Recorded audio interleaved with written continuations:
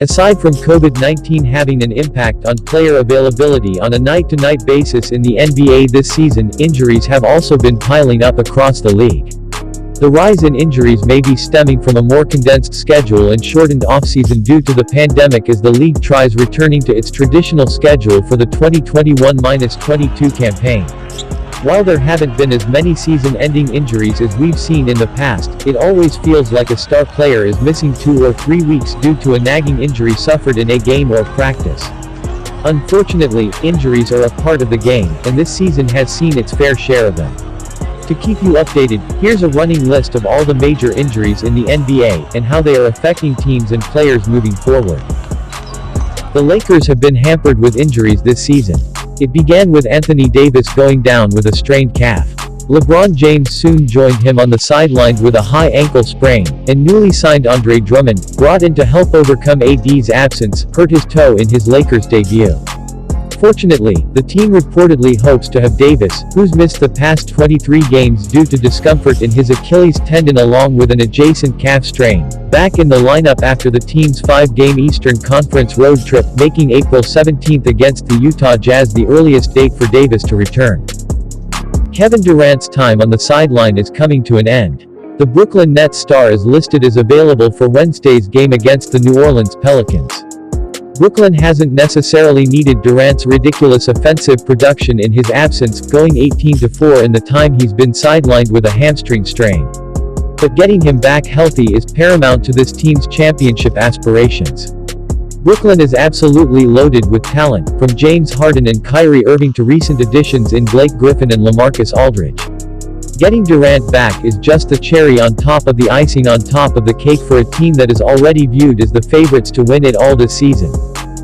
Andre Drummond went down with a toe injury in his Lakers debut, but the big man declared he's ready to return to the court for his new team when they play the Miami Heat on Thursday night. Drummond scored 4 points on 2 of 6 shooting with just 1 rebound in his first game as a Laker as he struggled to shake off the rust after more than a month off. He'll have plenty of time to get reacclimated as he'll be playing starter minutes for Los Angeles in place of veteran Marc Gasol. James Harden's return to Brooklyn's lineup was short-lived. After missing 2 games with a hamstring injury, Harden returned to action against the Knicks on Monday night, but he lasted just 4 minutes before he left the game and didn't return due to hamstring tightness. The team announced Tuesday that Harden underwent an MRI which revealed a hamstring strain, and will be reevaluated in 10 days. Dallas Mavericks big man Kristaps Porzingis has been dealing with a sprained wrist for weeks, but it caused him to miss Monday's game against the Utah Jazz.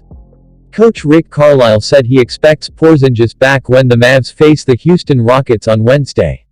"He's doing better today," Carlisle said Tuesday. Gordon Hayward suffered a right foot sprain against the Indiana Pacers on April 2, and he will be sidelined for at least 4 weeks due to the injury.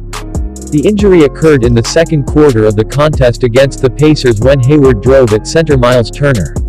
He stepped on Turner's foot and immediately crumpled to the floor. The loss of Hayward is a big blow to the Hornets, who are in the midst of a tight battle for playoff positioning in the East and are already without rookie LaMelo Ball for the foreseeable future due to a fractured wrist.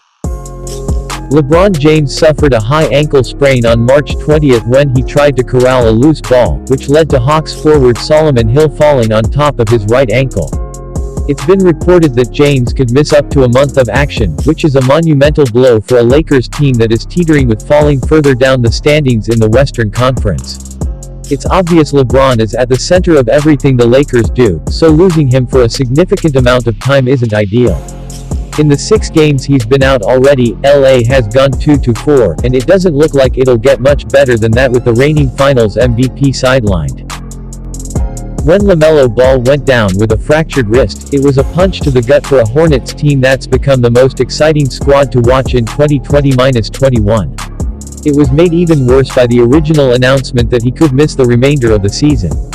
However, after undergoing surgery, the team said he would be re-evaluated in 4 weeks to determine the next steps in his recovery process, leaving the door slightly ajar for a possible return this season. Luckily for Charlotte, its depth at the guard position with Terry Rozier and Devontae Graham has carried this team to a 4-2 record in Ball's absence. It also helps that Gordon Hayward is putting up his best numbers since his last season in Utah, helping the Hornets stay afloat in a tight playoff race in the East. Charlotte currently holds the 4th seed, and although there's still plenty of basketball left for that to change, this team has the depth to maintain in the 4-7 range in the East while Ball is out. If the front-runner for Rookie of the Year is able to return in time for the playoffs, Charlotte could surprise a top seed in the first round. If you enjoyed this video and want to hear from me again, be sure to hit that subscribe button before you go.